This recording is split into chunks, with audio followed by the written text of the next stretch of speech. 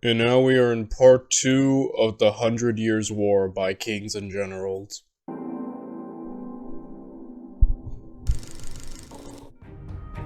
In our last video on the 100 Years' War, we covered the 1346 battle at Crécy, during which the outnumbered army of Edward III of England had destroyed the magnificent French force of Philippe VI, widely seen as the best military force on the continent. In the wake of this great campaign, the English king will pass the baton of command to his prodigious son, Edward the Black Prince. A chivalrous and brilliant yet brutal military commander, the Black Prince would meet the French at the second great battle of the 100 Years' War, the Battle of Poitiers in 1356. The sponsor of today's video. Following the glorious victory of Edward III at Crécy and his capture of Calais a year later, the English, who had once been the most timid of all the uncouth races, were now considered by Petrarch as the most revered warriors of Europe. Nevertheless, such glory didn't pay Edward's bills, and the war's massive cost convinced the king to withdraw from the continent and return to England after the Truce of Calais was agreed on September 27, 1347. Returning as a victorious conqueror, he celebrated the Crécy campaign with a tournament including all of the monarch's notable prisoners, displayed to all Edward's subjects as a mark of prestige. Over the Channel in France, the mood of Philippe VI and his subjects was entirely different. In December, the Valois king was castigated by his Estates General in Paris for his humiliating defeat and wasn't allowed to raise taxes. However, the shock defeat and prospect of capitulation to the English forced France's proud aristocracy into agreement. Together, they would fund a great invasion of England to end the war for good. Orders were immediately issued and preparations began.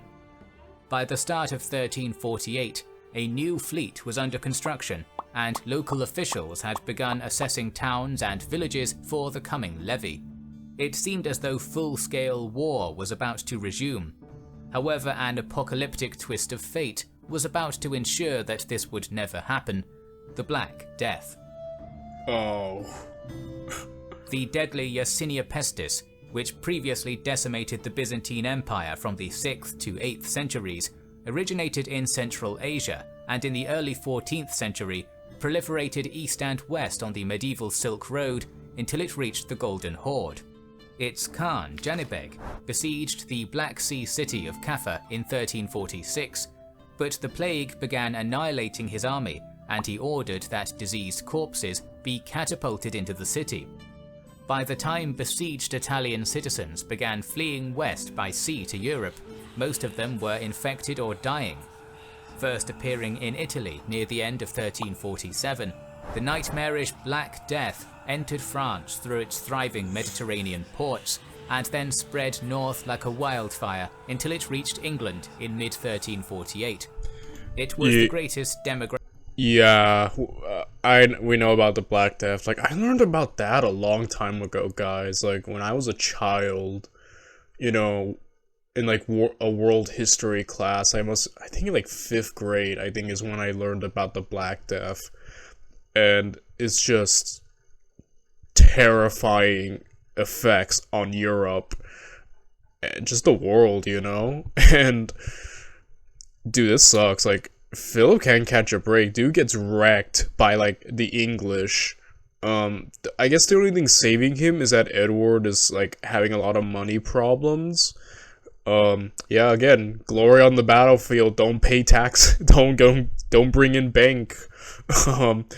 Unless you, like, win the war. But, like, still the war isn't over yet. So, yeah, here he's, like, getting chastised, trying to build a fleet, and this habit, like, oh, dude, that sucks. Man, France is kind of on the back foot, but now England is also now going to be affected. I wonder how, so far, like I said, the English are just doing incredibly well, really taking the initiative, and it feels like they're running the war mainly, while France is floundering. I'm wondering if the Black Death will completely flip the dynamics on its head and how exactly this will change the rest of the war effort, the power dynamics, who gets the upper hand, like that's what I'm kind of wondering about right now. Graphic crisis in European history. Untold thousands perished, from the highest noble to the lowliest peasant farmer. The agrarian economy fell apart and the tax base collapsed. Overall, it is estimated that a third to half of Europe might have been killed by this first wave of the plague. Many on the continent believed that the world itself was ending. By 1350, the resulting shortage of men and money from the first plague wave stalled the war for the foreseeable future, as both realms tried to recover from the disaster. In late August of that year, King Philippe VI died, leaving the devastated plague-ridden kingdom to his son, the Duke of Normandy, who took the throne as Jean II. If that wasn't bad enough, a fleet of French-allied Castilian mercenaries, which had been threatening Edward's trade with Flanders and link with Gascony, was beaten by the English at Winchelsea.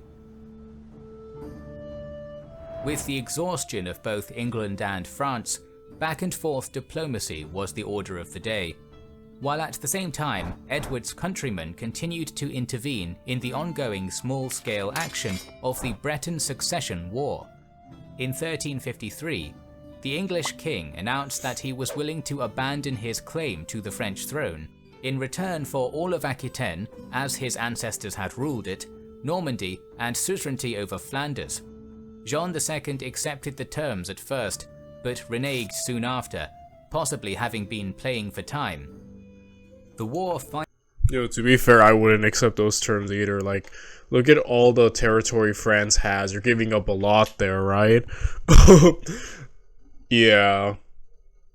Yeah, I don't think I would have accepted that. But, like, okay. Jean, I think is how he's pronouncing it. I almost just want to say John, but, like, Sean, I don't know. I'll just say, you know. Point is, I wonder if he's gonna have to do better than his dad. Like, he's inherited France at one of its worst times right now. After the plague, his dad's army, which was apparently one of the greatest on Europe, got wrecked. Like, you're gonna have to, like, really pull out something. You're gonna have to be great, dude, because this is a bad situation. France is on the back foot right now, you know. finally flared up again when England began correspondence with the maverick King of Navarre, Charles II the Bad, who, as a snubbed grandson of Louis X, had an even greater claim to the French throne than Edward. With Empower, I get all my financial questions answered, so I don't have to worry. I'm with Empower too, so I don't worry either. Emboldened by his new English ally, Charles felt confident enough to act against a hated enemy, the Franco-Castilian Constable of France, Don Carlos de la Cerda. King Jean II had given him the great county of Angoulême as a fief, lands which Charles considered his personal property. Hungry for vengeance, Charles had the constable lured into one of his own estates in Normandy, where the unfortunate victim was hacked to death. The Navarrese king then proudly proclaimed, "Know that it was I who, with God's help, killed Carlos of Spain."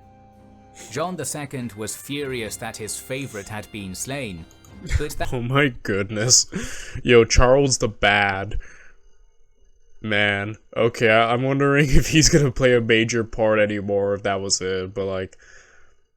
Dang, even Edward's using like this whole situation, kind of using other people and situations to get at France even when he's not personally fighting them.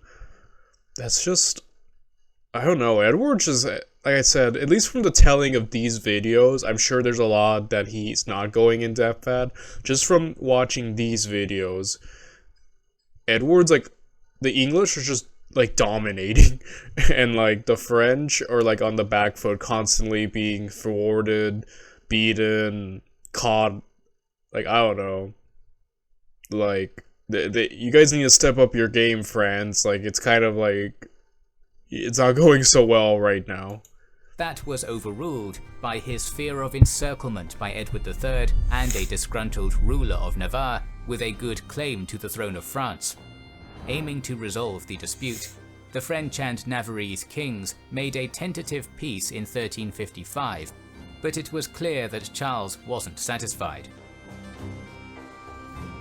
Seeking to take advantage, Edward III decided to resume military operations now that the worst effects of the plague had receded. Also at the start of the same year, prominent members of the Gascon nobility sailed north to attend the birth of their king's son, Thomas. They had brought bad news and asked for assistance. Ever since 1352, Edward's hereditary lands in Gascony had been under continuous attack by the French king's lieutenant in the southwest, Count of Armagnac, John I. The incursions had made such progress that by May of 1354, Armagnac forces were encamped only a few days' march from the region's capital, Bordeaux. The understrength Gascons needed help, so the English king ordered his son, Edward of Woodstock, to raise an army and sail to southern France. The Black Prince and his 2,700 professional English troops arrived in Bordeaux in September 1355 and absorbed a further 4,000 Gascon reinforcements there. At about the same time, the French king ordered a general mobilization of forces. It wasn't in time to save the south of his kingdom. Around October 5th, the Black Prince's army departed Bordeaux on what would become known as one of the greatest chevauchées ever launched. Marching in 3 parallel columns to maximize destruction, the raiding force went 100 miles south before— Again, like, the king is floundering to go get, like, reinforcements. Like, the English are just one step ahead, man. Like, and it's cool to see Edward the Black Prince, which is just a really cool nickname. And the dude's about to cause major destruction, like, oh my goodness. or swinging east, crossing the River Gers and entering Armagnac territory. There, Edward's army began mercilessly slaughtering every living creature it came across, torching everything that would burn and smashing everything that wouldn't, to ensure that this land would not assist the French war effort for years to come. His foe, the outnumbered Count of Armagnac, remained in fortified Toulouse as his enemy passed by, watching as they forded 2 nearby rivers and arrived at Carcassonne on November 2nd. That city attempted to bribe the Black Prince with 250,000 gold coins, but he responded by ravaging its suburbs before moving on, reaching Narbonne on the Mediterranean coast by the 8th. After desolating its entire outer city and agricultural hinterland, the Prince of Wales's army withdrew back towards Gascony, shadowed by, but not challenged by, 2 smaller French armies. Whilst only suffering minor casualties, this great raid had destroyed over 500 settlements, drastically reduced Jean II's tax revenue, and doomed his military reputation. Holy crap. Dang, dude. But yeah, like I said, what's interesting is these chevauchés. Like, yeah, we mentioned in part 1, are just to, like, destroy the economy, essentially. A war on the economy to basically cripple the enemy's ability to wage war, so winning, like I said, just sucks to be a normal person minding your own business, huh? Like, you're just gonna get destroyed. Like, oh man. Or your property, you know? Like, eesh. With his soldiers billeted along Gascony's northern marches, the Black Prince occupied the winter with administrative and governmental matters in the duchy, dealing with friendly feudals and internal disputes within the Gascon lands. While he was doing this, both sides embarked on small-scale military expeditions, taking and retaking castles.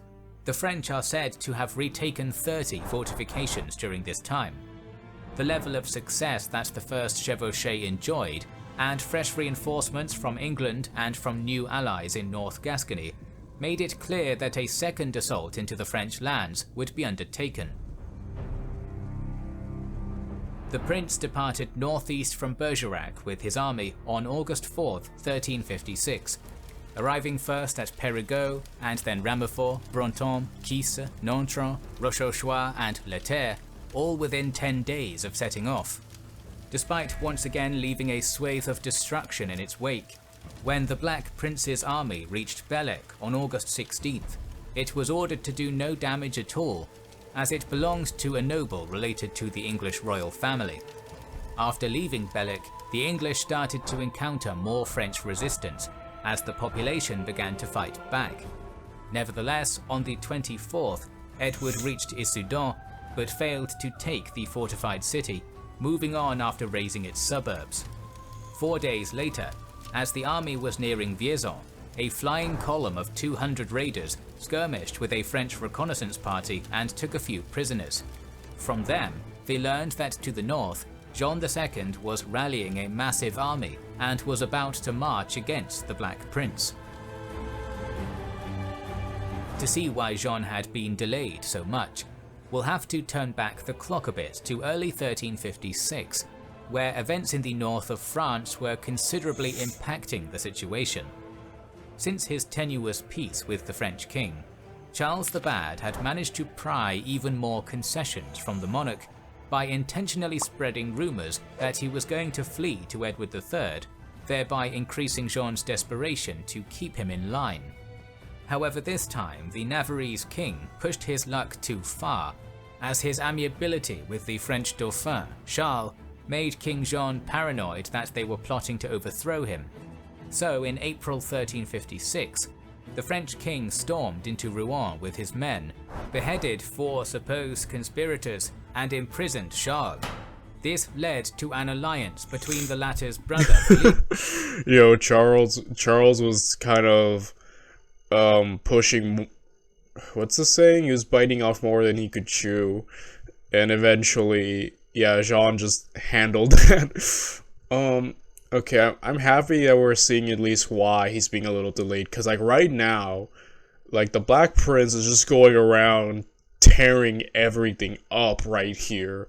So Jean, you not only do you need to like handle this, you need to win. You need to do what your father Philip couldn't and actually win a pitched battle. Because so far, other than that main pitched battle, everything else has been kind of like not a direct war with that many battles. So yeah, I'm interested in seeing what John is capable of and what he can pull off.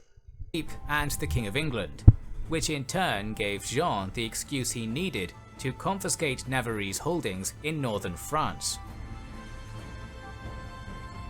On July 12th, he began trying to take them by besieging the town of Breteuil, a move which locked the king in place, with greater threats materializing to the north and south, as the Black Prince was preparing another destructive chevauchée, while Normandy itself was invaded by Henry, Duke of Lancaster.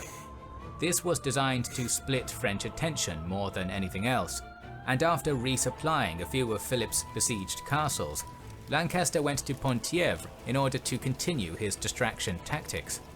To his credit, at this critical juncture, King Jean II acted decisively. After a month of his pointless siege of Breteuil, he realized that events in the south desperately required his immediate attention, and concluded the siege by paying the Navarrese to surrender. With that done, the Valois king marched to Chartres and called his nobles to service. The Prince of Wales learned of this during the 3 days his army remained in plundered Vierzon, and realized he was about to be chased. Knowing that he had to get back to friendly territory as soon as possible, Edward immediately started withdrawing west along the Cher River, but was delayed for 5 days in a siege at Romorantin, and a further 4 days waiting for the Duke of Lancaster's unsuccessful attempts to link up with him. All of this gave Jean's army the time it needed to catch up with the Black Prince's plunder-laden forces, and by the time the latter reached La Haye, his army was only a day's march behind. Rather than coming up behind the English, Jean, using his better knowledge of the area, decided to remain east of the Vienne River and then cross at Chauvigny with a cavalry-heavy portion of his army. When the prince learned he'd been overtaken on the 16th, he tried to march off-road to evade Jean, but an encounter the next day between outriders at La Chapotterie made it clear there was no real chance of flight. The battle was inevitable. Edward's army camped for the night in a nearby forest. They emerged the next day and seized a hilltop position about a mile in front of the French, who had spent the night camped in battle formation. Compared to the great medieval hosts which had done battle at Crécy a decade earlier, the armies facing off near Poitiers in late September 1356 were small, perhaps due to the effects of the plague and war exhaustion.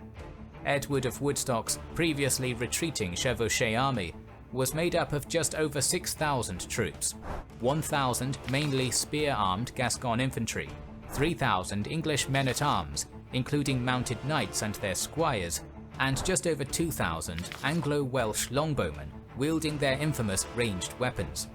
These troops were divided into 3 mixed divisions of 1,500 soldiers each on the left, right and in the centre, while about 1,000 remained in a rearguard reserve. Opposite him, the French king's magnificent army had 3,000 infantry and 8,000 mounted knights, but the majority were ordered to dismount due to Jean's fear of a second Crécy taking place. Only an elite contingent of several hundred remained on their steeds. The French cavalry and crossbowmen were on the right, commanded by Marshal Arnoul d'Autriem, while manning the left were some Franco-German cavalry and more missile units under Marshal Jean de Clermont. The majority of dismounted knights and peasant infantry were arrayed in 3 central lines of battle, one in front of the other. They were led, from front to back, by Charles Dauphin of France, Philippe, Duke of Orléans, and King Jean II himself, respectively.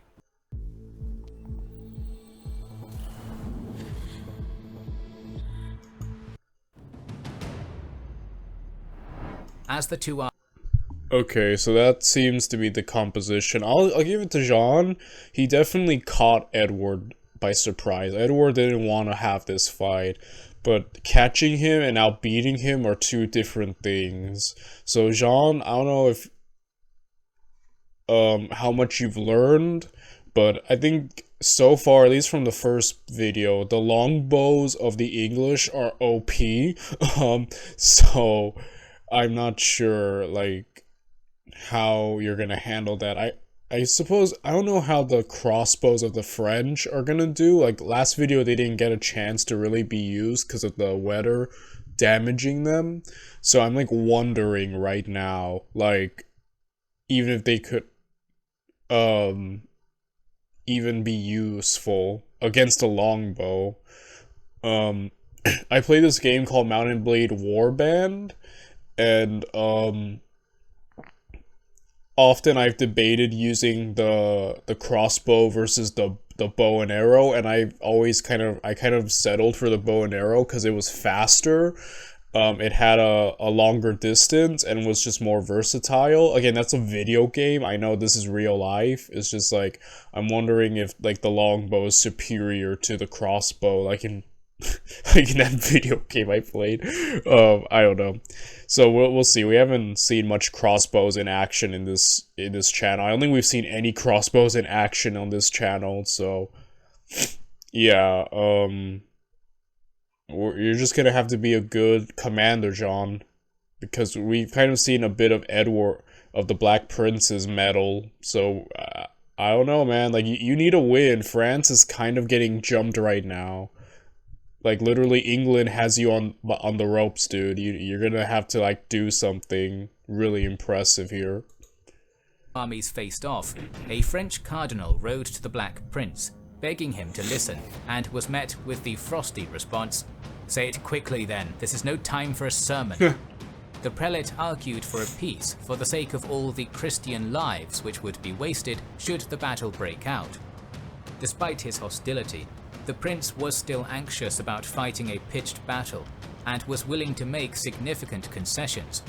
Unfortunately, Jean II demanded unconditional surrender, and so battle became the only way out. As the French commanders Audriem and Clermont surveyed the English position, they saw an unusual amount of movement and believed the enemy to be retreating. It was in fact probably an intentional ruse. Not willing to let the enemy get away, Audriem charged with his cavalry towards Warwick's left, while Clermont reluctantly took the same action, heading towards Salisbury's right. The former's well-armoured knights and horses initially resisted English arrow fire and crashed into the English infantry, inflicting significant damage on the first line. However, when longbowmen advanced up the riverbank anchoring their left wing and began to loose volley after volley into Audriem's flank, the attack turned into a massacre. French knights were either felled by arrows, crushed by their own steeds, or routed, while the marshal Dude, I'm telling you, the longbow is OP. These guys are carrying. Was made a prisoner. On the other side of the field, Clermont's horsemen charged up the ridge towards Salisbury's division, but were funneled into a narrow open section in the hedge protecting the English line. There, the bunched-up cavalry suffered terrible losses before breaking through, and when they did, they were engaged by Salisbury's dismounted knights. After a fierce clash, the French were thrown back. The French infantry vanguard under the Dauphin followed behind in good order along the entire front. However, they too were forced to funnel themselves through the hedge's gaps, and many were killed by devastating arrow fire whilst doing so. Those who broke through met the Anglo-Gascon men-at-arms in vicious hand-to-hand fighting, which lasted 2 hours, but they were finally pushed back with heavy losses and nothing to show for it. As the Dauphin's forces had been defeated, King John II ordered that his son be escorted from the field in case of a disaster, but it turned out to be a disastrous move. The Dauphin's withdrawal convinced the Duke of Orleans, who led the second line of infantry, to leave the battlefield with the troops in that formation as well. Advancing with a battle axe in hand, John II led the largest and final division, crossbowmen in front and infantry behind, up the ridge towards the English. With the Black Prince's archers running out of arrows, the French king's contingent closed with the English almost unscathed, with his most elite knights and the fresh 3rd Division outnumbering the nevertheless stubborn and high morale army of the prince. When the archers ran out of arrows, they left their positions and took up swords, knives and axes, joining their comrades in the melee. At the combat's fiercest moment, the Captal de Buch gathered 200 reserve cavalry and led them in a wide swinging arc around to the French rear. He raised the flag of St. George and then charged at Jean's rear ranks. Seeing this, the Black Prince withdrew some of his dismounted knights from the okay, that was cool. For a second there, it seemed like, okay, the first 2 assaults were just completely butchered because of the longbows, which are just OP, as I keep saying, because they really are. And then here it seemed like maybe things could finally turn around, mainly because of the longbows running out of arrows. But now, this genius move of basically the flank, the oldest trick in the book, once again works. And dude, John, man, you got wrecked, dude. line, mounted them, and had an impetuous knight called Sir James Audley lead them to crash into the other French flank. The remnant of Jean's army scattered in every direction, a significant portion of them towards a marsh called the Champ d'Alexandre, where the English longbowmen slew many of them. In the chaos, the King of France was surrounded by enemy soldiers who demanded his surrender. He refused to give himself up to common soldiers, but then the Earl of Warwick rode through and formally took Jean prisoner. All in all, while the English suffered minimal losses, probably around 100 or 2, the French had lost at least 2,500 dead, including Clermont and many other nobles. Dude, the French are getting so destroyed in this war so far. How are they gonna turn this around? The English are just poning them right now. That was another disaster, man. John, I thought Sean, man, like you guys need to do something. You gotta learn about these longbows, bro. They are a force to be feared right now. 3,000 were also taken prisoner, including the French king himself, who was led to the Black Prince with full medieval honor. France suffered another disaster, and now its king was hostage. However, the 100 Years' War was just beginning, so make sure you're subscribed and have That's insane to me. That seems like it would be the end of a war. The two great disasters on battle. Your lands are being destroyed, and now your king is captured. How does that not end the war? Man, I gotta watch the next part. I'm gonna jump to the next part, guys. I'll see you there tomorrow. Bye, everyone.